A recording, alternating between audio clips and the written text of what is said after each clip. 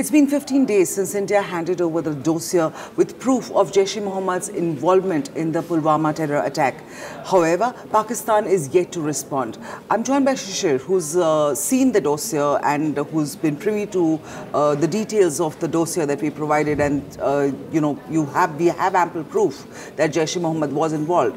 Can you take us through what exactly is the kind of proof that India has submitted to Pakistan in this regard? So India has submitted a 53-page dossier, and plus it's got about 9 annexures, plus it has got about lists of 80 Jaish-e-Mohammed workers, leaders, activists with their addresses. All this has been given to Pakistan to take action. India has also given locations of the terrorist camps of Jaish-e-Mohammed, Lashkar-e-Taiba, Hizbul Mujahideen to Pakistan, and with latitude and longitude. Now it is all up to for Pakistan to take action. But to date, Pakistan has not responded. The reason being very clearly that Pakistan is essentially right now an abnormal state. It's a state where the people have been failed by the military and the political leadership. Right. When I say this, I have to go in a bit of a background to understand that this all starts way back when General Zia-ul-Haq decided the Islamization of Pakistan. What happened then, and then how false narratives were created to actually, build up towards a jihad in Afghanistan that time. And then subsequently, when the Afghanistan war was over, a false narrative was created to build up jihad in Kashmir. Right.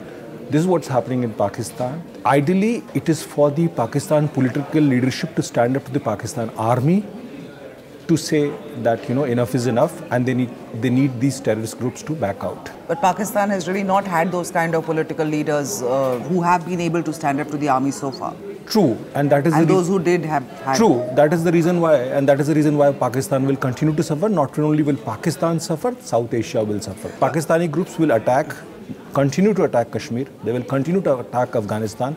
They will continue to attack Iran.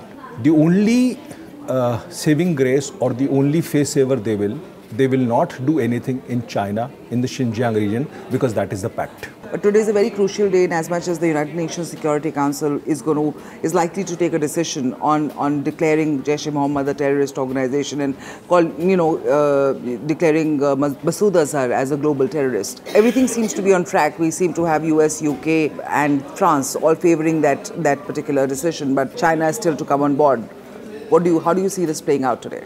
See, not only is US actually is doing the heavy lifting, UK, France are on board, Russia is on board.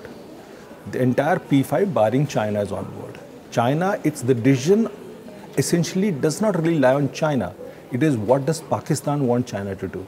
It looks very bleak because understand one thing, these groups are they're actually monsters in themselves, because if you don't allow them to do what they want to do, they'll start attacking you. And a classic example was that after the 2001 Parliament attack, when General Pervez Musharraf decided to take action against him, they attacked Pervez Musharraf.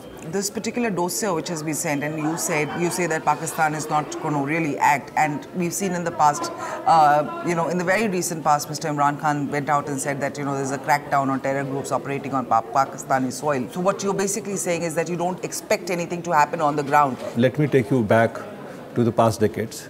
After 2001 Parliament attack, Pervez Musharraf, the then army dictator, he said that he'll take action against Jaish-e-Mohammed, which was involved in the December 2001. Initially, there was some action, superficial action, the same action which has been followed now. After that, nothing happened. Subsequently, you had the 26/11 attacks, where they said they would take action against Lashkar-e-Taiba.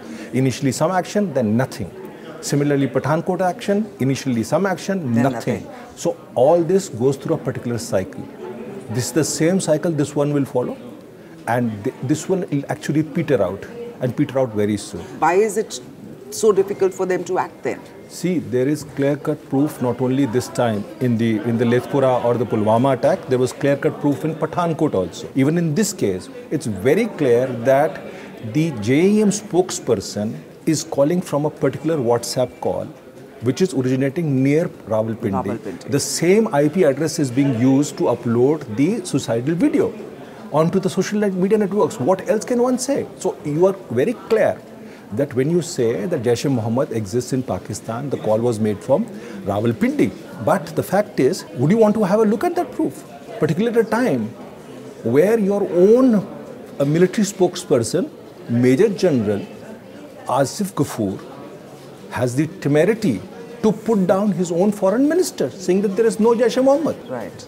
2 days after, when he says there is Jaish-e-Mohammed in Pakistan, where Masood Azhar is in Pakistan, but suddenly the guy says there is no Jaish-e-Mohammed. How difficult or easy will it be for China to not toe the line? We have been talking to China on border resolution for the past 50 years. China has not moved an inch. What to talk of inch? 1 millimeter. Do you think China is going to change its stance?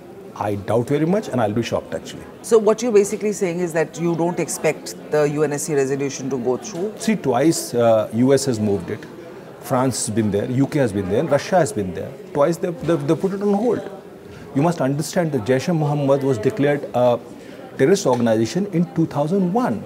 Everybody knows that Masood Azhar has been responsible for huge amount of violence, particularly in Jammu and Kashmir. There have been no less than 6 major attacks, but nothing.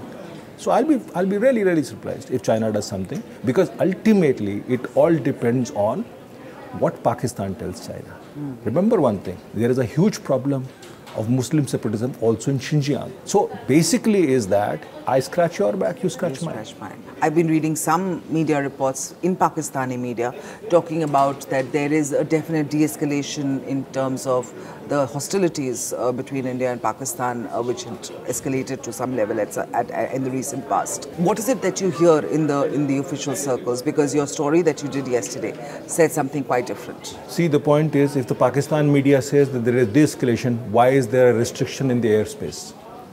The entire eastern border of Pakistan is restricted to civilian aircraft flying. Why? Because military aircraft are flying. My sources in the Indian Air Force make it very clear that Pakistan is fully deployed on its eastern front. They're fully deployed F-16s right from Hyderabad right up to Rawalpindi. There is no de-escalation. I am not saying that, they've actually pushed up their war reserves. But all I'm saying is they're holding on to it. There is no de-escalation. And what about India? How can you expect India to de-escalate when Pakistan has not de-escalated? You tell me that first. So you're saying that hostilities are at the same level as they were about a week ago? I'm not saying hostilities. Hostilities is the wrong word. What I'm saying is that both sides are prepared for it. Both sides are prepared for the worst. See, as far as India is concerned, India is not going to do anything now because India will only retaliate to a terrorist strike.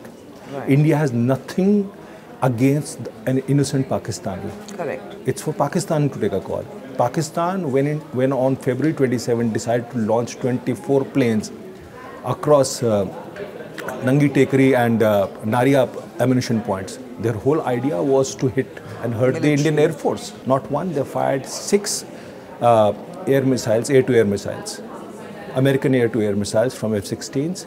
And my understanding is they dropped 4 bombs. What did you expect? So you believe that the Pakistani establishment is not letting up right now in terms of their preparedness? No, the Pakistani establishment right now is telling its own awam or its own people that, listen, I am ready for it. But the fact of the matter, it is not like that. Pakistan is losing, as experts say, a minimum of $15 million a day in deployment. Right. Pakistan has just now got, which it can't afford. Just now got a $2 billion loan, a soft loan from Saudi Arabia, a waiver on oil purchases. It's got a $2 billion loan from UAE with a waiver on oil purchases. It's got a $3 billion loan from China. Pakistan is in deep trouble. So all you can do is you can put one leg up and look at it and so twirl your mustache and say, listen, I'm prepared for it. Thank you, Shishir. Thank you for your time today. Keep watching HindustanTimes.com for more updates on the same.